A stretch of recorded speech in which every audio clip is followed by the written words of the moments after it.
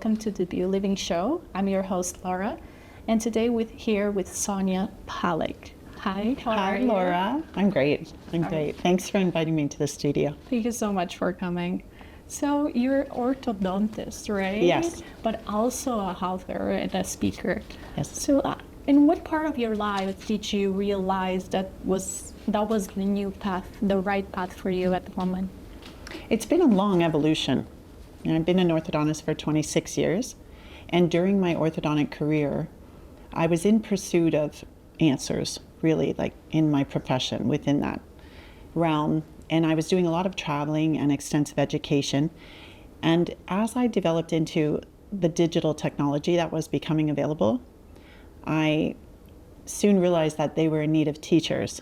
And so I somehow got directed into speaking and teaching about digital orthodontics. So I was able to sort of travel the world and really teach about that information. And so that gave me some experience standing on a stage, talking to people. I went through a very difficult time in my life where sort of everything that I had built my life upon just sort of crumbled.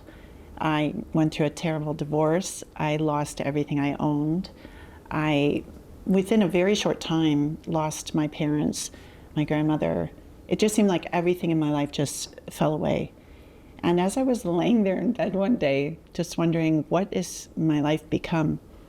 There was a voice, a very clear voice outside of me that said right into my ear, it's time to write.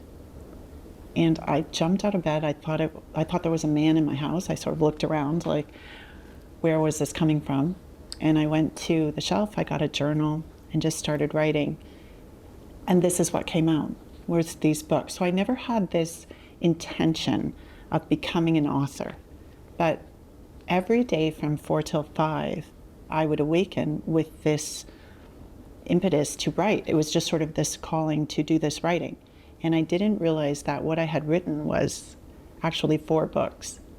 And so I brought them out.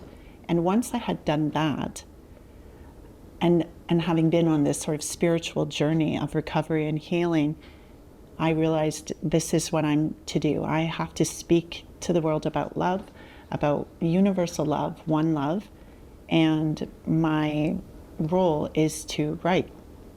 That's amazing. Thank you for sharing that. You mentioned the word heal, right? And that's part of my question is writing can be very healing, right? How did this idea leave the little light on begin, and what was the feeling? How did you feel that this was healing yourself while you were writing this book? So the books were very cathartic, writing the books. It was like writing out the trauma that I had carried within me my entire life. Right. And this little girl, Athena, when I started the writing, I had no idea that morning what I was going to write down after that voice had told me. I didn't know what was going to come through. I had said a prayer, lit a candle, and I sat down with that pen. And this title came just to me, Leave the Little Light On. It's something I used to say to my mother because I wanted the light on because I was afraid of the dark. So I would remind her every night, leave the little light on. And she would say, I know, and put it on for me. And when I started the book, Athena took the Great Painted Stairs. Yep. I realized halfway down the first page, I was Athena. And this was when I was 3, this first scene where my father inadvertently burns me with this cigarette. And in that knowing, there were so many times during the books when I was writing it out that I would relive it. It was just cringy. It was awful. It was terrifying. It was, joyous or celebratory. It was so much emotion coming out of me. But then I realized I had put it out onto the paper and it was no longer within me.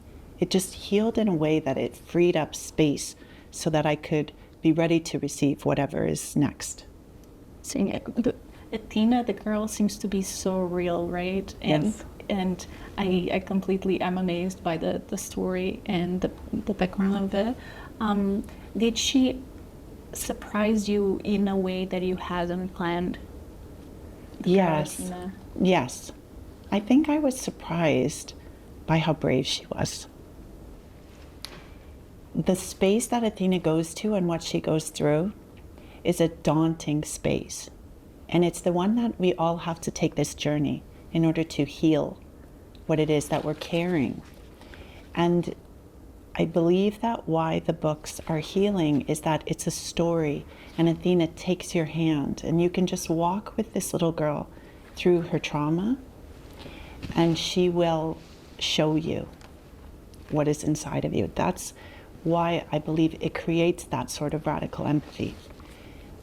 Isabel Wilkerson is a brilliant writer. She wrote these books that were nominated for major prizes. And at the end of one of her books that I had read, she had written about the world needing radical empathy. And I had sort of been thinking about that before the voice said it was time to write. For me, radical empathy is this, that if I look at you and I love you, I just look at you as though you are me, and I love you in that way, that if this were my last moment to love anything and anyone, I would share that with you without you knowing, without your permission. That's radical empathy. That the next person you see on the sidewalk, sitting next to you at a bus stop, in a coffee shop, in a library, that you pass in a mall, that you suddenly lock on their energy and you realize this person is me. And you just love them outwardly. You just send them all the love in your heart. This somehow starts to unfold in this way to allow us to see that we are all connected, and to help that energy flow start to happen. Because when we're carrying our trauma, when we are carrying and our stories of what we told ourselves to get through, we're unable then to receive and to reciprocate this flow of energy of love, which is what we are and what we came to experience, this beautiful peace and this incredible joy and of being, of just being. Trauma and loss can be very heavy, right? How did you turn your pain in something that it can inspire others? I think that's by persisting. The message that readers send to me when they read the books, they'll often email me long explanations. I feel like I'm Athena. It was like you were describing my life. I can't believe that was exactly like my marriage. This is exactly what I went through. And I think that what readers tell me is they're often surprised at how relentless Athena pursues love. She refuses to give in or to give up. The idea that love is not about pain and suffering and martyring yourself. It's somehow different than what she's learned, but she hasn't experienced anything different other than this. This is what she was born into. And so she's been indoctrinated into this system. And until she can assimilate this herself and come through it, she just has to persist with the idea that there's something more. I see. And seeing love has an absence of suffering is such a powerful idea. Do you feel that had any impact on your relationships?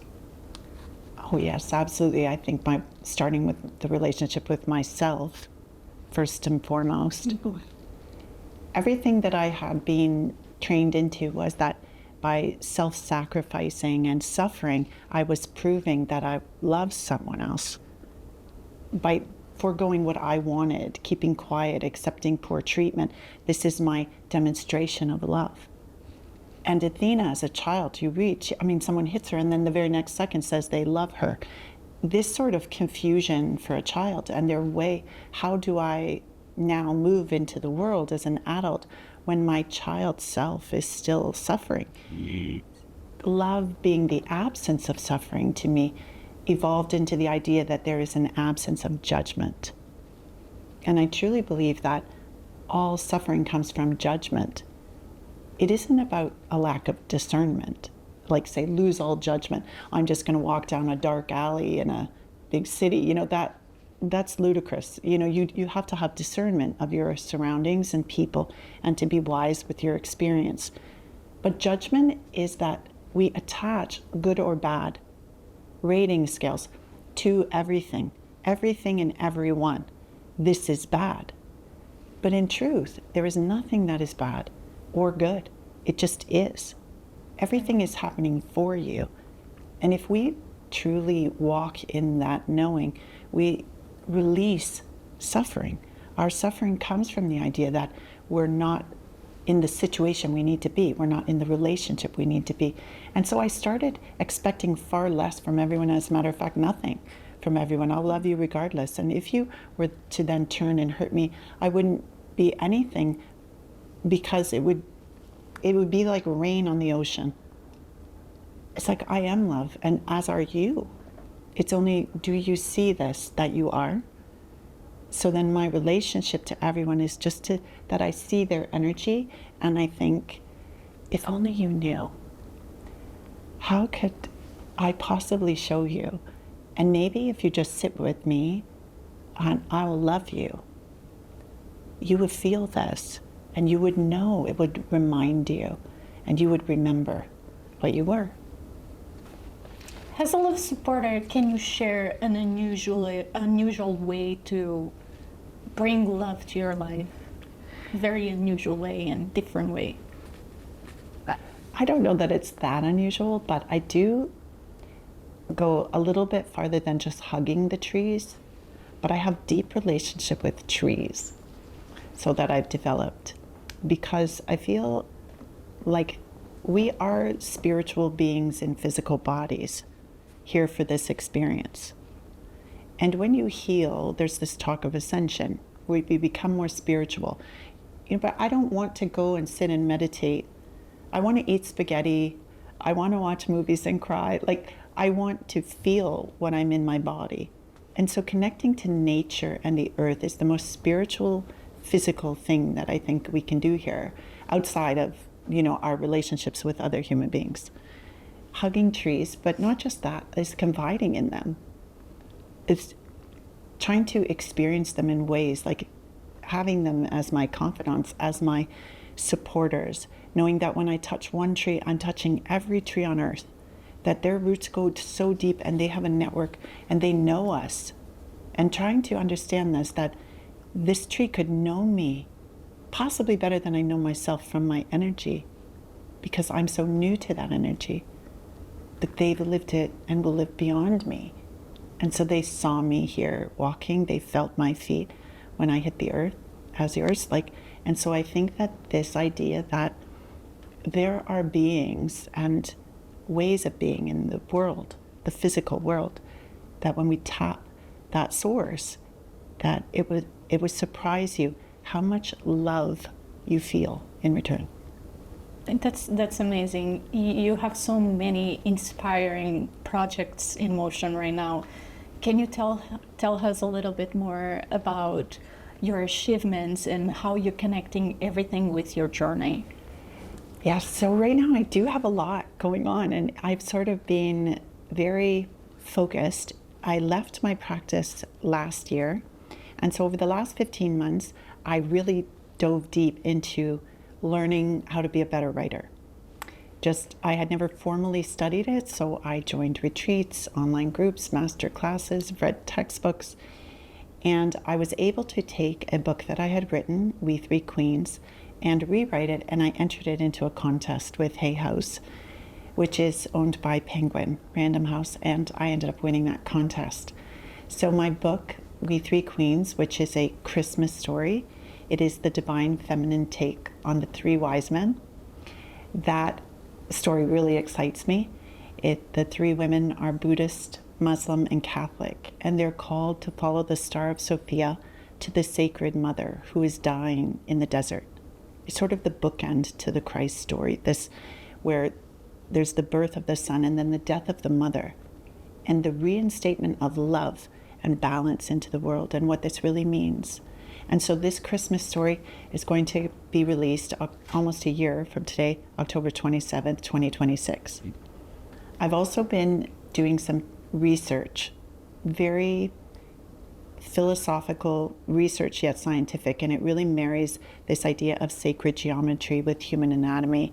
And my findings are just about to be pending publication, but I've written 8 papers on this idea and this paradigm which really to me just also proves that we are one.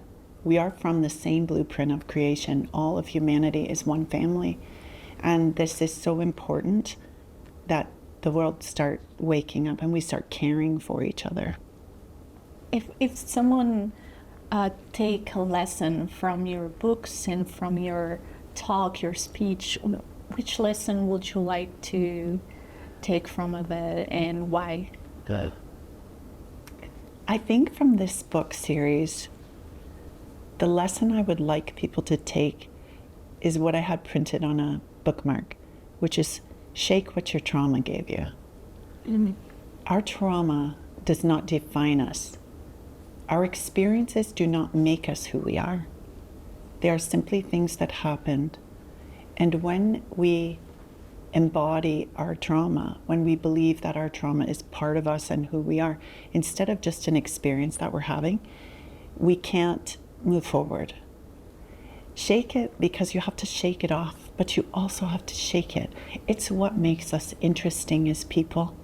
When we go through trauma, we go through growth. This is how we evolve as people. This is how we become who we were meant to be here, how we grow. When we come and we forget everything that we are, and we have to somehow come out of this chrysalis and become the butterfly again.